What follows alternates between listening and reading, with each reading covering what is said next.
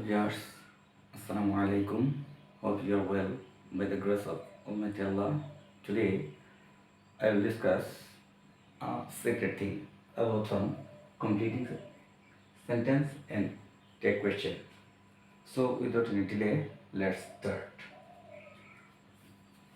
আসলে আমরা এখানে যে বাক্যটা লিখেছি তা হলো let's go to study tour, এবং এখানে ডট ডট এবং এখানে একটাতে রয়েছে একটা কোয়েশ্চেন মার্ক।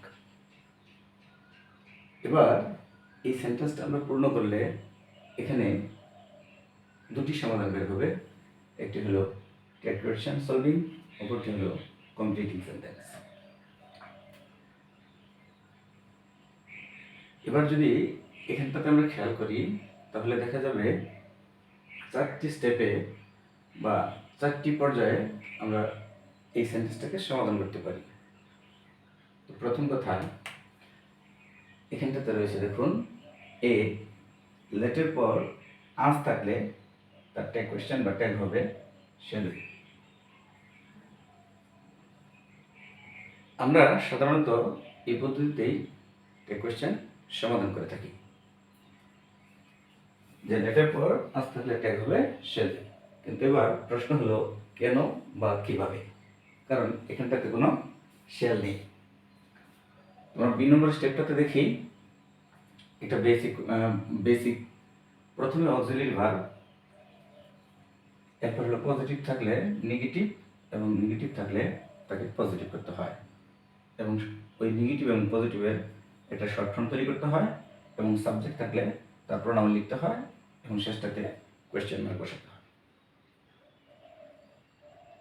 সি নাম্বারটা হচ্ছে এই এ নাম্বারের কেন বা কিভাবে তার এক্সপ্লেনেশনটা। আমরা আসলে মূলত এই ব্যাপারটাতে দেখলাম যে এটা একটা প্রপোজাল সেন্টেন্স। তো আমরা যদি প্রপোজাল সেন্টেন্সে দেখি যে আসলে এইটার প্রপোজাল সেন্টেন্স অ্যাসার্টিভ হবে we should go to study tour. কিন্তু তাই বলে কি এখানটাতে আমরা শুড ব্যবহার করতে পারবো? নিশ্চয়ই না। কেননা যদি এই প্রপোজালটির রিপ্লাইটা আমরা দেখি তাহলে দেখব যে যেমন কোনো শিক্ষক ছাত্রদেরকে বলেছে যে we should go to study tour, চলো আমরা শিক্ষা সফরে যাই। তো ছাত্রদের রিপ্লাইটা এরকম যে উই শ্যাল গো স্যার, হ্যাঁ স্যার আমরা যেতে পারি। এই বাক্যর চূড়ান্ত রূপ দেখলাম আমরা অক্সিলারি রয়েছে শেল, তাহলে আমরা এই বাক্যটাতে বসাতে পারি শেল। এবার সেকেন্ড কোয়েশ্চেন হলো যে আমরা তো জানি অক্সিলারি ভার্ব বসানোর পরে তার পজিটিভ থাকলে কি করতে হয়? নেগেটিভ। কিন্তু এই বাক্যটা আমরা দেখলাম পজিটিভ, তাহলে তার নেগেটিভ হওয়ার কথা, কিন্তু আসলে এমনটা নয়। কেননা আমরা যদি পরের এক্সপ্লেনেশনটা দেখি, অ্যাকর্ডিং টু ব্রিটিশ ইংলিশের আলোকে আমরা জানি যে ওয়ের বেলায় শেল বসে।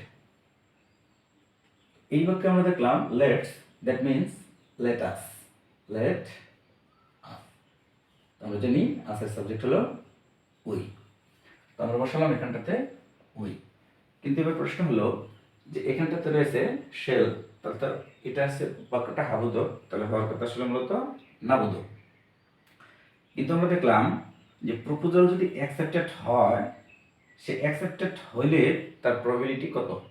আসলে মূলত তারা যাবে কি যাবে না, এটা আমরা যদি ধরি মনে করি যে যাবে তারা 50%, যেটাকে আমরা বললাম প্লাস, এবং না যাওয়ার সম্ভাবনা বা প্রবাবিলিটি তাদের 50%, অর্থাৎ নেগেটিভ হচ্ছে 50%।